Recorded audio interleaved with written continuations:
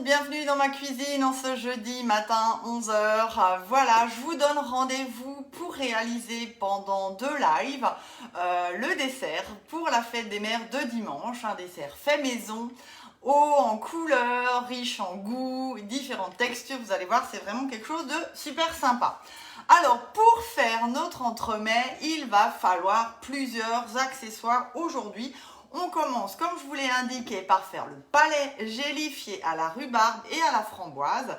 Et là, coucou tout le monde, on va utiliser notre fameux moule tablette qui est un de nos best-sellers. Donc, préparez votre moule, passez-le sous l'eau, vous le rincez et on le pose sur la plaque alu. Il nous faudra aussi le moule carré. Donc là, on travaille avec la gamme Flexipan Inspiration puisque ce sera donc la taille de notre entremets.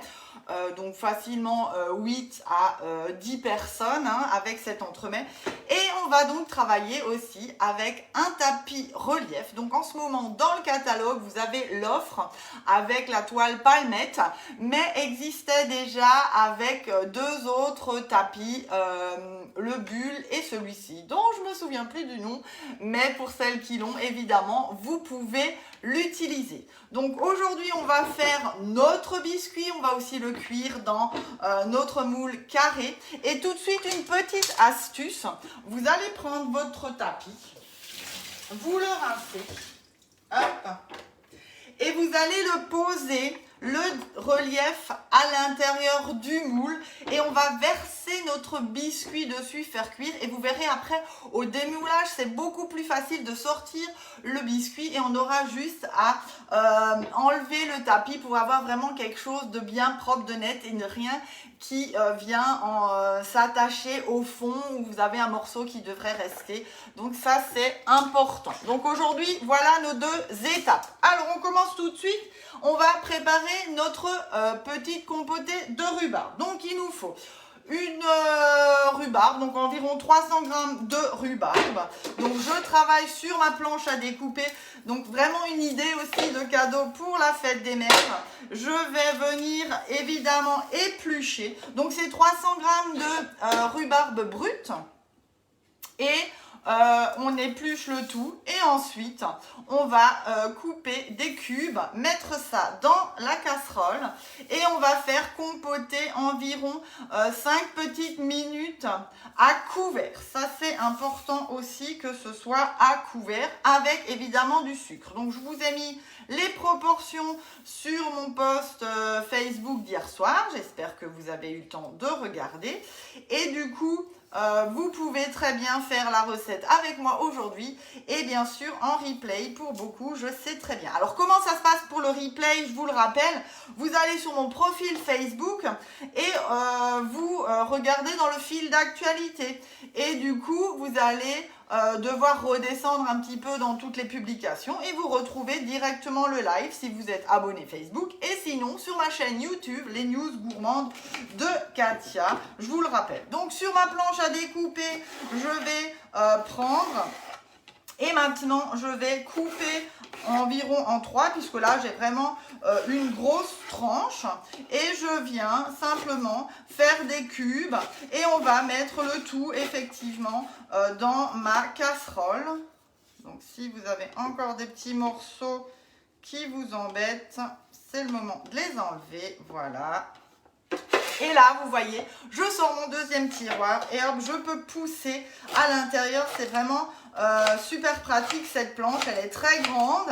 Elle a 2 tiroirs en inox, donc on peut y mettre les déchets, on peut y mettre les morceaux comme je fais maintenant. Vous pouvez passer ces tiroirs aussi au four si vous voulez garder chaud. Donc c'est vraiment quelque chose de super sympa. Un très joli cadeau. À se faire soi-même d'ailleurs, parce que de très bons accessoires, ça facilite vraiment la vie aussi en cuisine. Il n'y a pas que les moules, je vous l'assure, d'avoir des bons accessoires, c'est top. Donc là, je prends, j'ai ma petite casserole avec son couvercle, c'est important.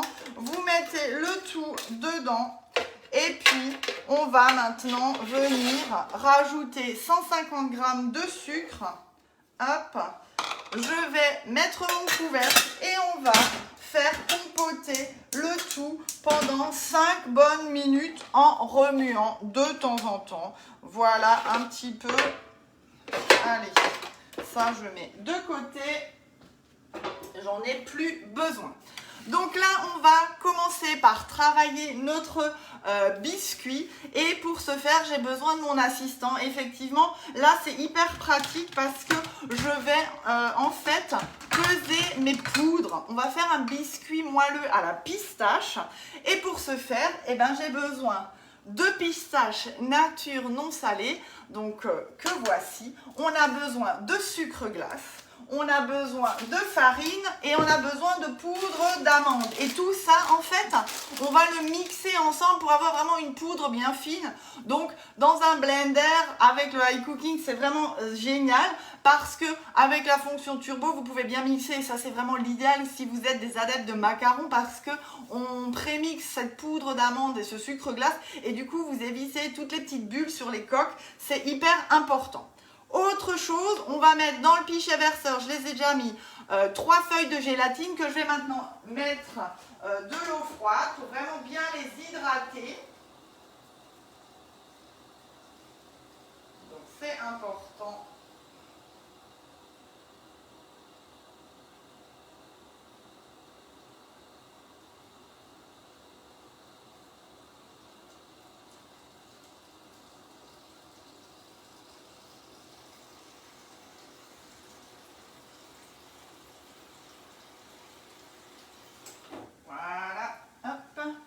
Donc là, j'ai mon eau dans mon pichet, c'est parfait. Donc de l'eau bien froide, c'est important, hein, comme je vous le disais. Et on va du coup commencer à faire notre biscuit. Donc là, vous mélangez dans votre casserole votre sucre et votre rhubarbe pour bien amalgamer le tout. Et on va mixer tout ça, enfin mixer, laisser réduire, pardon, tout ça pendant 5 minutes. Pour faire notre biscuit, on allume le four à 180 degrés en chaleur tournante et on va donc attaquer par le mixage des poudres. Alors, je prends ma fiche recette parce que les ingrédients, je ne les connais pas par cœur. Donc, c'est 40 g de poudre d'amande. Donc là, je travaille en mode manuel, c'est ce qui est bien. Le robot, vous l'avez toujours sous la main. Donc, on va simplement passer sur le mode manuel. Je vais mettre ma balance puisqu'elle est là. Et on va mettre le tout dedans en une fois.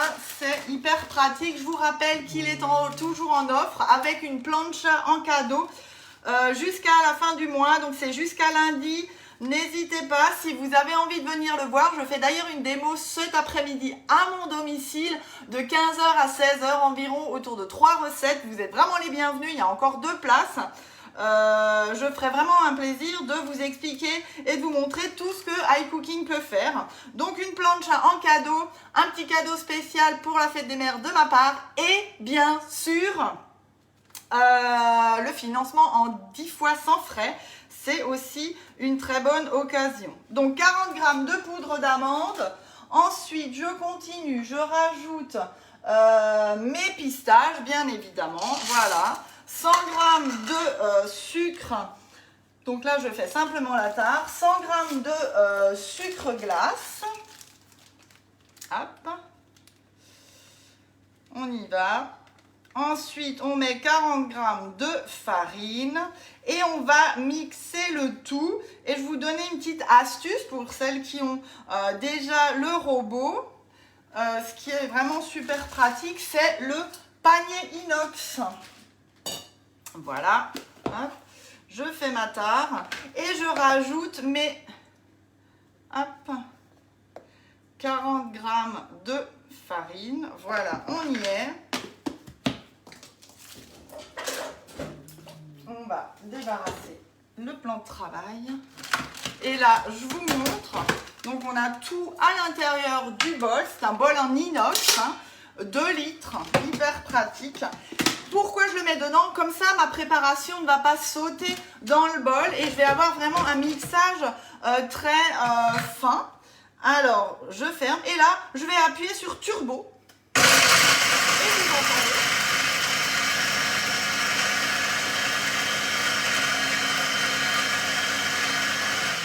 Voilà, 10 secondes, c'est hyper rapide. Et j'ai, voilà, ma préparation qui est complètement mixée. Donc, c'est hyper rapide. On a vraiment quelque chose de bien fin. Et là, je viens toujours avec ma spatule mélangeuse. Alors, celle-là, elle est vraiment idéale pour les préparations dans le robot parce que vous passez vraiment bien autour du couteau. Et voilà, on est vraiment prêt pour la prochaine recette parce que je vais faire ma petite compotée de fraises ici à l'intérieur. Vous allez voir, c'est sympa. Tout à l'heure, on le pousse un petit peu et on attaque, comme je vous le disais, le biscuit. Donc, juste, voilà, j'allais dire, il va rester quelques minutes pour notre rhubarbe. Donc, voilà, juste pour vous montrer, on a nos morceaux. Donc, vous allez juste laisser encore quelques petites minutes puisque le temps vraiment de laisser. Et puis, on va égoutter et émietter un petit peu après à la fourchette. Donc, ici, j'ai mes poudres. J'ai besoin pour faire mon biscuit de blanc d'œuf. Donc, je prends mon cul de poule.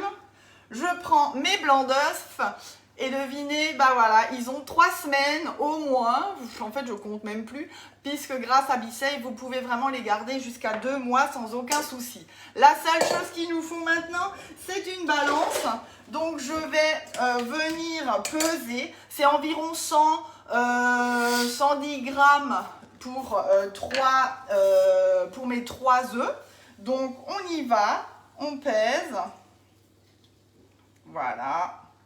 Donc, il faut faire doucement hein, parce que c'est vrai qu'on a vite après atteint le poids de nos 3 œufs. Voilà. Donc, moi, j'en avais 4 à l'intérieur. Il en reste toujours un. Donc, hyper important, quand vous avez ouvert votre couvercle, vous reprenez soit un essuie-tout, soit votre fibre et vous allez vraiment bien sécher votre joint et votre couvercle du Be-Save pour ne pas aspirer d'humidité quand je refais le vide. Je regarde aussi que ici, ce soit toujours bien propre. Donc, voilà, bien passé aussi avec mon essuie-tout, je repositionne mon couvercle et je viens, hop, mettre de nouveau sous vide. C'est vrai que j'ai tout sous la main, donc c'est hyper pratique. Donc voilà, un petit peu. Donc ici, j'ai donc mes blancs. On va les monter avec un peu de sucre.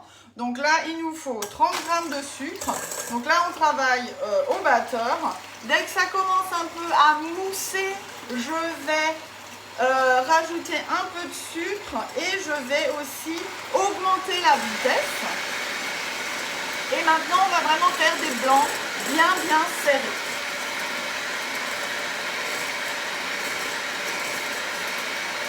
Voilà.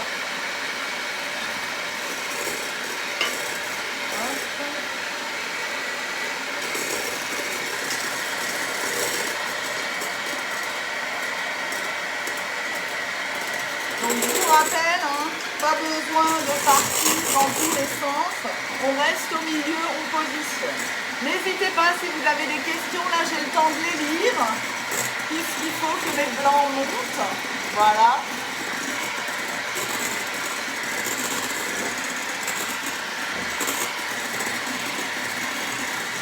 Tout va bien, c'est parfait. Quand on commence à avoir les sillons dans nos blancs montés, je rajoute le reste de mon sucre et on va serrer le tout.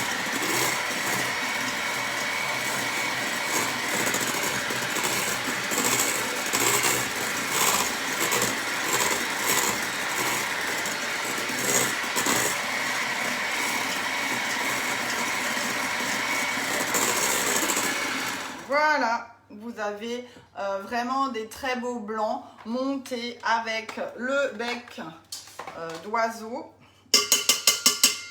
Et maintenant, on vient rajouter les poudres. Donc là, je prends la spatule haute température. Voilà, donc j'ai le tout.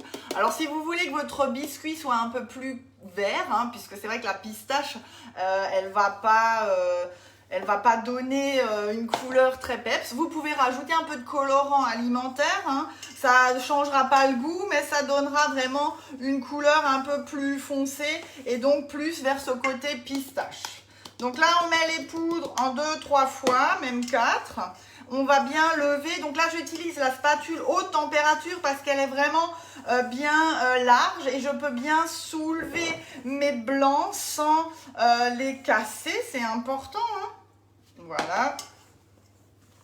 Et j'ai donc dans mon autre récipient micro-ondes fait fondre 120 g de beurre. Donc je l'ai fait un petit peu avant qu'on commence. Faites pareil. Il ne faut pas qu'il soit chaud. Et celui-ci, on va l'incorporer tout à l'heure à la masse. Il faut vraiment que ça reste fondant. Donc c'est hyper important. Hein. Voilà. On va encore mettre une fois nos poudres et on y sera. Donc le four est chaud à 180 degrés en chaleur tournante, je vous l'ai déjà indiqué, mais je vous le rappelle. On est donc en train de préparer un biscuit fondant à la pistache. J'ai simplement monté 3 blancs en neige avec du sucre et là je mélange mes poudres, poudre d'amande, pistache que j'ai mixé aussi en poudre, sucre glace et farine. Et pour amener ce côté moelleux, on va donc mettre notre beurre fondu. On va faire cuire le tout entre 25 et 30 minutes et vous allez le démouler jusqu'à complet refroidissement. Il faut vraiment attendre que votre biscuit soit complètement refroidi.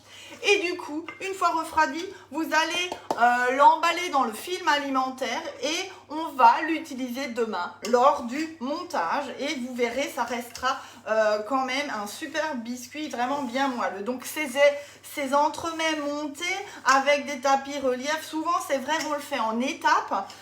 Donc n'hésitez pas à le faire sur 2 jours, c'est aucun souci. Et vous pourriez même déjà le préparer même plus longtemps à l'avance si vous voulez. Et puis congeler le biscuit, même au montage, on pourrait le poser par-dessus à la fin. Donc là, vous voyez, j'ai ma masse. Maintenant, je cherche donc mon beurre fondu. Et là, je vais prélever. C'est hyper important de prélever 3 cuillères à soupe de la masse parce qu'on ne va pas verser directement notre beurre fondu dans la préparation, sinon vous allez avoir un biscuit qui va être très plat et très serré lors de la cuisson. Ça, c'est hyper important. Hop. Je mélange avec ma cuillère magique. Allez, rien ne se perd. Voilà. Hop. Donc je mélange le tout pour incorporer justement cette matière grasse déjà à une partie de la pâte. Et maintenant, pareil, je vais la verser en plusieurs fois. Donc l'idée, c'est vraiment d'avoir un biscuit moelleux. Alors c'est vrai que on apporte cette matière grasse, contrairement à une base de dacquoise, hein, puisque ça pourrait vraiment s'apparenter à un biscuit dacquoise avec les blancs montés. Hein. On met toujours la poudre d'amande ou de noisette. Voilà. Je lève le tout. On fait ça pareil en 2-3 fois. Donc comme dit, ne mettez surtout pas le beurre chaud directement dedans et tout seul. Sinon, vous allez vraiment avoir une masse tombante et très dense après en cuisson. Voilà, on a vraiment un beau biscuit là. On termine. Allez. je racle le tout. Donc là, je travaille avec la spatule haute température parce qu'elle est vraiment bien large. Je vous rappelle que vous pouvez l'utiliser aussi dans vos poêles, casseroles. Elle résiste à la chaleur pour faire le caramel. Elle est vraiment super efficace. Plaque alu, le moule carré pour faire les entremets. J'ai pris un tapis relief, mais je mets le relief au fond pour que mon biscuit soit vraiment bien plat et hyper facile à démouler, je vous le rappelle. Voilà. Et là, je vais simplement verser mon biscuit à l'intérieur. On y va. Hop. Et je vais répartir avec ma petite spatule coudée. Donc vous retrouvez cette offre avec le moule carré, le tapis palmette et la spatule coudée avec une remise de 10 €. C'est vrai que la petite spatule coudée, c'est vraiment un accessoire à avoir aussi parce qu'on peut vraiment l'utiliser dans plein de recettes. Et n'oubliez pas que ce plat rectangulaire, ça peut aussi être office de plat en pyrex pour faire vos gratins et autres préparations, tomates farcies, c'est vraiment hyper pratique. Donc j'y vais, hop, je répartis mon biscuit de façon uniforme pour que vous ayez effectivement la même couche partout, la même épaisseur. C'est important aussi justement pour avoir une bonne cuisson qui sera vraiment identique. Voilà. Donc je répartis le tout. J'ai un petit peu des petits morceaux de pistache, donc ça va vraiment être sympa parce qu'on aura un tout petit peu de croquant aussi dans la préparation. Vous raclez un peu les bords, hop, et on y est. Donc je vous ai dit 25 à 30 minutes à 180 degrés et je laisse complètement refroidir avant de le démouler. On est parti. Voilà pour notre biscuit.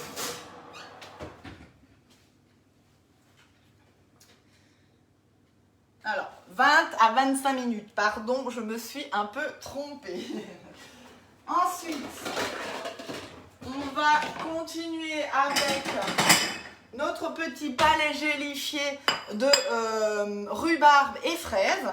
Donc, je vais passer ma rhubarbe qui a donc maintenant compoté et je vais effectivement garder le jus parce que on va pouvoir aussi travailler ce jus si on veut faire un décor. Hein. Voilà. Donc là, c'est hyper important. Donc je vais déjà garder un peu le jus. Donc vous voyez, il y en a déjà pas mal. Hein. Et on repositionne sur la casserole et on va mélanger un peu le tout pour pouvoir un peu la concasser, cette rhubarbe, pour que ça fasse vraiment purée. Donc ça, je vais le garder et je vais aussi pouvoir le colorer un petit peu si je veux le mettre dans mes tapis relief ou si je veux faire des pipettes après de jus. Et comme ça, je peux le mettre vraiment à l'intérieur. Donc là, on va faire notre compoté de fraises.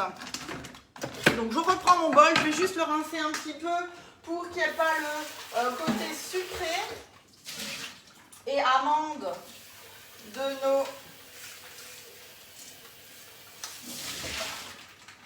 Voilà. Hop. Donc je vais placer 250 g de fraises que j'ai simplement équeutées. Je garde d'ailleurs toujours la partie verte pour faire mon sirop de fraises pour imbiber les biscuits. C'est super sympa. Donc je mets mes fraises à l'intérieur. Hop. Pareil, je vais poser mon panier. Et je vais simplement les mixer. Donc un petit tour de turbo. Voilà. Donc c'est hyper rapide.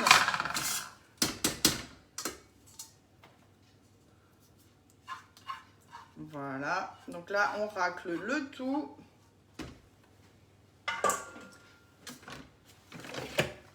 Je vous montre, voilà. On va rajouter un peu de sucre glace. Donc là, je crois que c'est les 20 grammes qu'on avait dans la recette. Et du coup, là, je vais faire chauffer. Comme ça, je vais pouvoir intégrer mes feuilles de gélatine qui ont maintenant hydraté depuis le début de notre recette. Parce que ça fait presque 30 minutes qu'on est ensemble. Donc, vous voyez, c'est vraiment du bon timing. Donc là, je vais mettre 1 minute à 40 degrés vitesse 2 ou 3, pas plus, hein, pour vraiment faire tiédir ma préparation. Allez, on peut mettre 50, comme ça ira un peu plus vite. Comme ça, mon sucre, il va bien s'intégrer, il va fondre, ça va tiédir. Je vais pouvoir justement faire fondre mes feuilles de gélatine. Et ensuite, je vais simplement rajouter ma rhubarbe et on va couler le tout dans notre moule tablette. Alors, il faut prendre un moule plus petit que le moule carré pour qu'après, je puisse justement insérer dans mon crémeux fromage blanc qu'on fera demain ensemble quand on fera le montage, pour avoir vraiment cette couche de palais gélifié à l'intérieur. Allez. Donc là, on peut faire une petite pause pour juste voir, voilà, où en est la préparation. Écoutez, c'est parfait. C'est chaud. Ouais, c'est bon. Donc là, je vais rajouter, tiens, vu que j'ai mon bol d'ouvert, on va rajouter encore notre rhubarbe qui a donc bien égoutté là pour le coup. Hop.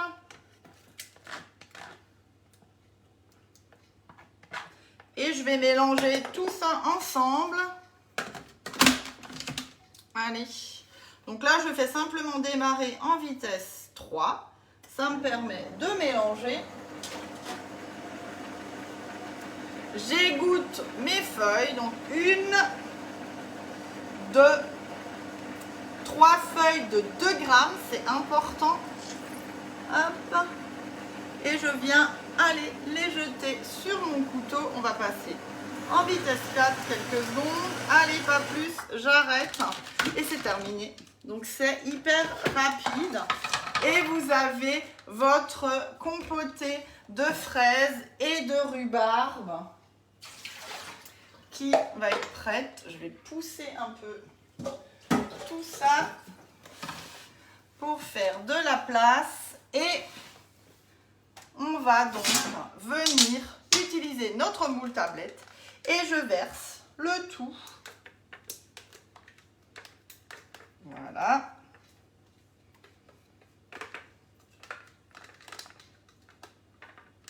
Donc quelque chose vraiment de très fruité. Vous aurez ce côté fraise rhubarbe, le petit biscuit à la pistache et notre crémeux au fromage blanc. Alors là, la plaque à lui, ça suffit. Vous avez juste à tapoter et tout s'étale et se répartit. Là, je pars au congélateur jusqu'à demain. Je vais le laisser. Si vous le faites tout le jour même, c'est environ 1h30. Donc, c'est vraiment avec cette étape qu'il faut commencer. Donc voilà un petit peu notre première étape de notre entremets fête des mères délices à la rhubarbe et à la pistache, pardon, rhubarbe, fraise, pistache. Je vous donne rendez-vous demain à 11 h dans ma cuisine pour terminer le montage. On utilisera donc le tapis décor Palmette, hein, ce sera vraiment quelque chose de super beau qui sera à présenter dimanche sur un beau plat de service.